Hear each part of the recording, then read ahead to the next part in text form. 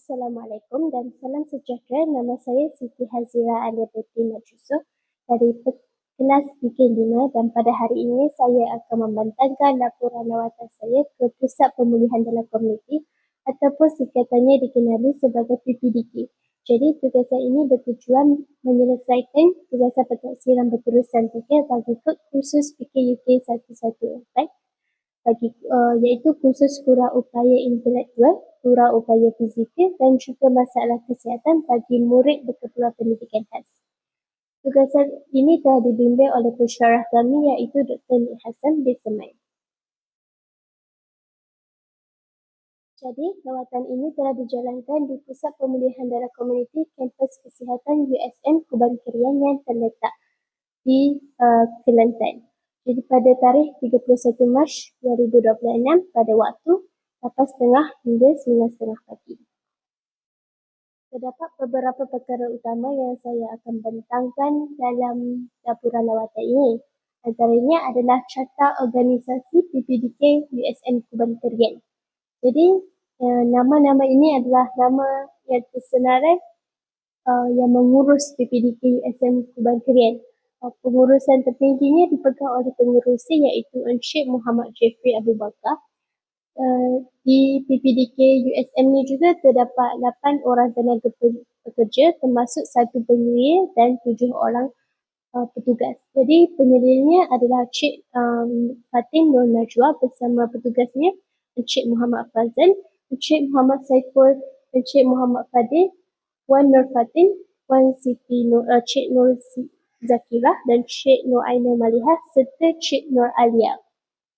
Jadi di PPDK ini terdapat 5 ahli jawatan kuasa iaitu Puan Ruziah, Encik Muhammad Farid, Puan Siti Syakiyah, Encik Muharun dan Puan Nur Saini. Jadi ahli jawatan kuasa ini biasanya akan datang apabila terdapatnya program di PPDK dan mereka akan membantu program itu menjadi lebih berkesan dan juga lebih efektif kepada pelatih. Di PPDK KKUSM juga, kita juga ada pengurus operasi iaitu Puan Siti Syaitah dan juga juru perubatan cara kerja iaitu Cik Hafifi bin Hassan serta Encik Muhammad Rosli sebagai penyelia kursi roda. Sebelum saya beralih lebih lanjut kepada laporan lawatan saya, jadi saya akan menerangkan sedikit tentang sejarah penubuhan PPDK USM Kuban Kerian. Jadi PPDK USM Kuban Kerian ini ditubuhkan pada tahun 2014 berasaskan kepakaran pensyarah dalam bidang sains, senaman, forensik dan juga bioperubatan. Fokus utama program ini sebenarnya adalah terapi cara kerja untuk bantu OKU ni berdikari walaupun mereka ni ada kerja syaitan. Program ini juga bertujuan untuk memperkuasakan OKU dalam aspek pekerjaan dan juga penjanaan pendapatan. Pada tahun 2012, Profesor Madya Dr. Muhammad Saad Ismail mengenal pasti lambakan OKU dewasa di PDK ni akibat tiada program yang berstruktur. Jadi, cadangan dibuat untuk bangunkan modul latihan yang sistematik untuk bantu OKU ni berdikari dan bekerja.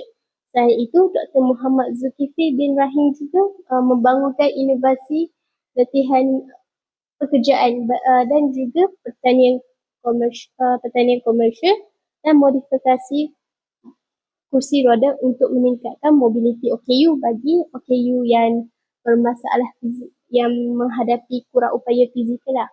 Jadi, selain itu, program pertanian komersial OKU Intelek juga diwujudkan sebagai kesinambungan usaha pemekasan ini.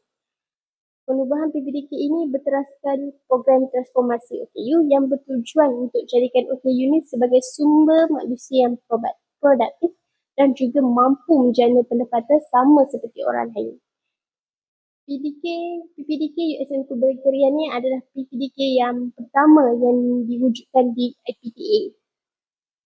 Dia didaftarkan sebagai pertubuhan PDK Kuban Kerian pada 1 Januari 2018.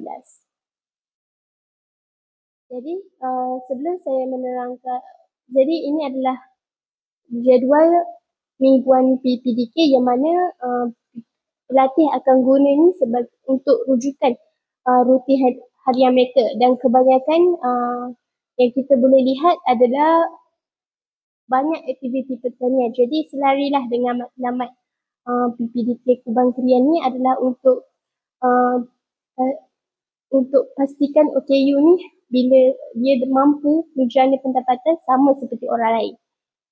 Mereka juga selain daripada menekankan aspek dunia, mereka juga menekankan akhirat juga. Mereka ada kelas mengaji Al-Quran dan lain-lain juga bagi menampung keperluan PPDK, pelatih di PPDK Kubang Krian ini. Ini pula adalah aktiviti makmal simulasi VTA USM. Ini adalah untuk bagi pendedahan awal lah kepada dalam aspek semua jenis pekerjaan kepada pelatih di PPDK tersebut.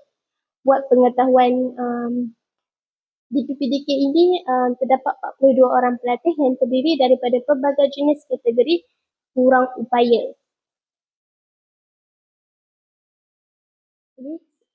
Saya akan beralih kepada pengurusan pusat di PPDK USM ini. Jadi PPDK ini diurus secara sistematik oleh penyelia dan juga petugas pelatih, di mana sebelum kemasukan pelatih, ada terdapat beberapa proses utama. Ini bagi untuk pastikan tidak pelatih yang ditempatkan di program tersebut tidak salah lah. Jadi ini untuk pastikan OKU ni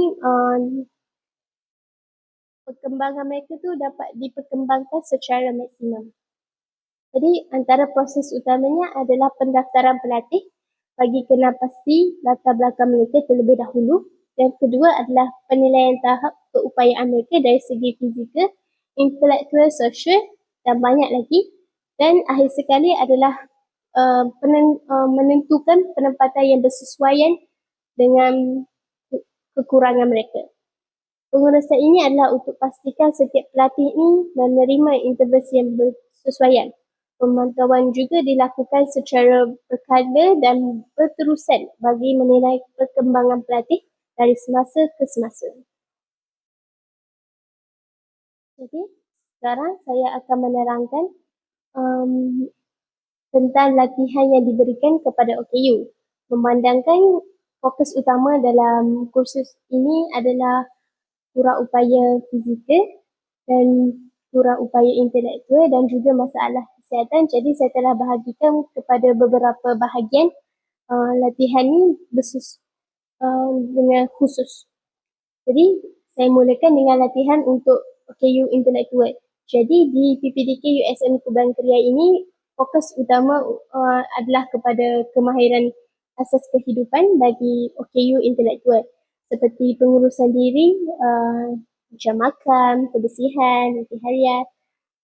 Di PPDK ini juga petugas juga akan ajarkan mereka cara berkomunikasi, berinteraksi sosial dan juga bina asas kemahiran pekerjaan.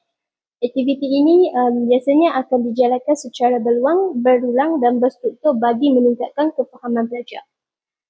Yang kedua, untuk OKU fizikal pula, latihan yang pula adalah disesuaikan dengan mengikut tahap keupayaan pergerakan mereka. Aktiviti yang biasanya dijalankan adalah latihan motor kasar, latihan motor halus. Mereka juga ada menyediakan bengkel khas untuk ubah suai kerusi roda mengikut keupayaan pelatih. Jadi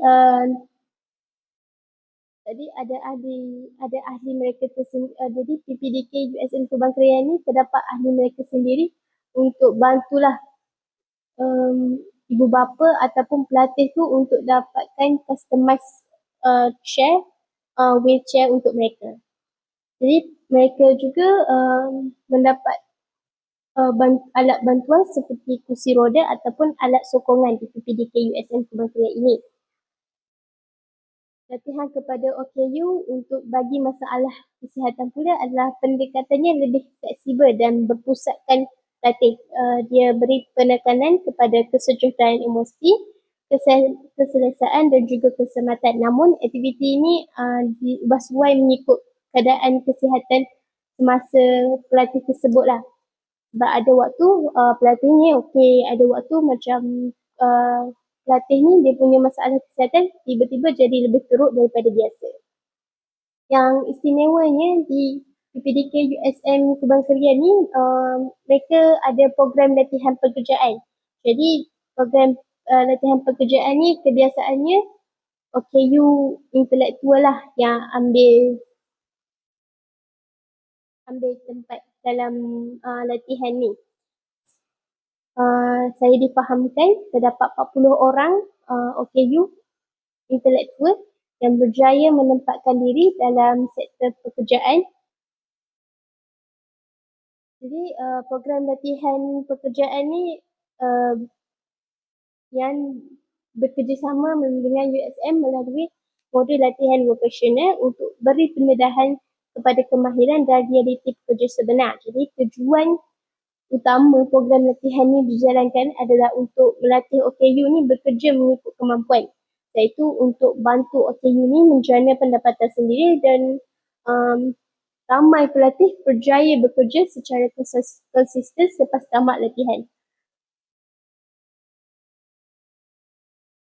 Ini adalah antara aktiviti yang dijalankan di PPDK USM Kubang Krian, iaitu seperti yang tadi yang kita lihat dalam jadual tadi, di sini pun ada termasuk iaitu seperti senaman pagi, makmal simulasi kafe. Jadi makmal simulasi kafe ni lah yang kita panggil program latihan pekerjaan yang mana untuk beri pendedahan dah. Lepas tu kita ada makmal simulasi hotel. Di PPDK USM Kubang Krian ni juga kita ajar pelatih untuk menternak ayam kampung, pacuk, dan juga terdapat kelas mengaji Al-Quran dan fardu ain. Ini pula adalah aktiviti yang berasaskan pertanian yang dijalankan di USM Kubang Krian. Contohnya adalah tanaman pisang, hidroponik, tanaman serai, tanaman cili, tanaman betik dan juga banyak lagi sebenarnya. Seterusnya, saya akan membuat penilaian keberkesanan program di PPDK USM Kubang Krian ni ataupun mengenai pengurusan dan juga latihan yang diberikan kepada OKU di PPDK tersebut. Jadi, program latihan harian di PPDK USM Kubang Krian ni berstruktur. Jadi, dia dapat membantu pelatih meningkatkan kemahiran mereka dalam pengurusan diri seperti makan, kebersihan dan juga rutin harian mereka. Terdapat pelatih yang menunjukkan peningkatan dalam komunikasi walaupun terdapat sedikit kekangan seperti masalah pertuturan dan keyakinan diri.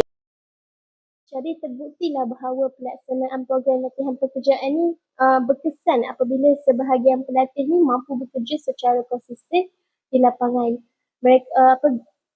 Apabila pihak PPDK beri peluang kepada pelatih ini untuk mendapat pendedahan dalam aspek pekerjaan secara tidak langsung, perkara ini akan meningkatkan kemahiran komunikasi mereka.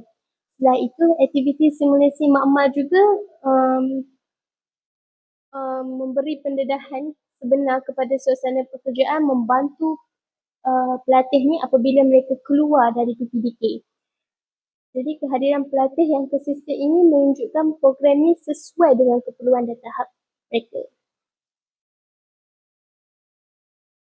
Berdasarkan pemerhatian saya, terdapat beberapa cadangan penambahbaikan yang boleh dilakukan di PPDK tersebut. Antaranya adalah mengukuhkan kerjasama dengan industri untuk buka peluang pekerjaan kepada pelatih ini secara lebih meluas. Yang kedua adalah mengurangkan nisbah pelatih kepada petugas supaya bimbingan itu dapat diberikan secara individu. Hari ini saya dapati seperti yang saya katakan tadi, terdapat 42 orang pelatih tapi cuma hanya terdapat 8 orang petugas saja. Perkara ini boleh menyebabkan ketidakseimbangan di mana petugas itu tidak dapat berikan perhatian secara lebih teliti kepada pelatih. Jadi kemungkinan ada keperluan pelatih itu petugas terlepas pandang. Yang ketiga adalah mengadakan latihan khusus kepada ibu bapa supaya intervensi ini ada kesinambungan di rumah dan juga di PPDK. Ibu bapa mestilah menyokong perkembangan kanak-kanak sebabnya pelajar pelatih PPDK ni biasanya mereka memerlukan pembelajaran yang secara berulang. Sebab itulah kita sangat-sangat galakkan ibu bapa untuk turun padang untuk bantu anak mereka selain usaha PPDK saja. Yang keempat adalah dari segi memantapkan latihan digital. Dari segi kita boleh tekankan pemasaran atas talian untuk mempromosikan lagi secara berkala hasil pertanian mereka tu. Sebab di PPDK USN Kubang Krian ni aktiviti pertanian ni adalah asas yang paling ditekankan sebab kita nak bantu OKU ni ada pekerjaan sendiri. Jadi melalui pemasaran atas digital ni lah, selain daripada jual secara fizikal, atas talian pun apabila mereka mampu buat sendiri, jadi pendapatan mereka tu mereka akan dapat secara berterusan dan bukan hanya sekadar tunggu yang orang datang untuk beli daripada mereka, tapi mereka boleh jual atas talian. Jadi ini adalah implikasi terhadap profesion guru pendidikan khas yang saya berdasarkan laporan lawatan ni lah yang pertama adalah guru perlu memahami kepelbagaian keupayaan pelatih seperti yang intelektual, fizikal dan masalah kesihatan yang seperti kita lihat di PPDK. Yang kedua adalah guru juga perlu bersedia untuk guna pendekatan praktikal dan hands-on seperti aktiviti simulasi kerja dalam modul VT. Jadi pentinglah kemahiran dalam guru. Jadi untuk supaya guru ni dapat beri pembelajaran yang berkualiti pada murid pada waktu akan datang, selain daripada pelatih pada PPDK ni, mereka mestilah menyertai berankil ataupun kursus yang profesional supaya memantapkan lagi pengetahuan mereka. Yang ketiga adalah guru perlu memainkan peranan sebagai pembimbing ke arah kebolehkerjaan, bukan hanya akademik. Di sini kita tekankan bukan sekadar petugas sahaja untuk bantu murid yang OKU ni untuk dapat kerja, tapi guru di sekolah pun perlu sama tekankan. Yang keempat adalah guru perlu mengaplikasikan kaedah pengajaran berulang dan berstruktur sebab pelatih ini memerlukan latihan yang secara berterusan. Jadi ini adalah antara gambar-gambar pelajar di PPDK. Malangnya kami tiada gambar di PPDK USM Kubang Krian. Jadi ini saya sedikit banyaklah yang gambarnya di PPDK Insani dan juga PPDK Al-Kautar. Saya harapkan dalam pembentangan ini boleh memberikan penjelasan yang lebih meluas tentang mengenai pengurusan dan latihan OKU ini dan juga memberi impak yang besar kepada profesion guru pendidikan khas. Jadi saya Siti Hazira Alia mengundurkan diri. Sekian, terima kasih.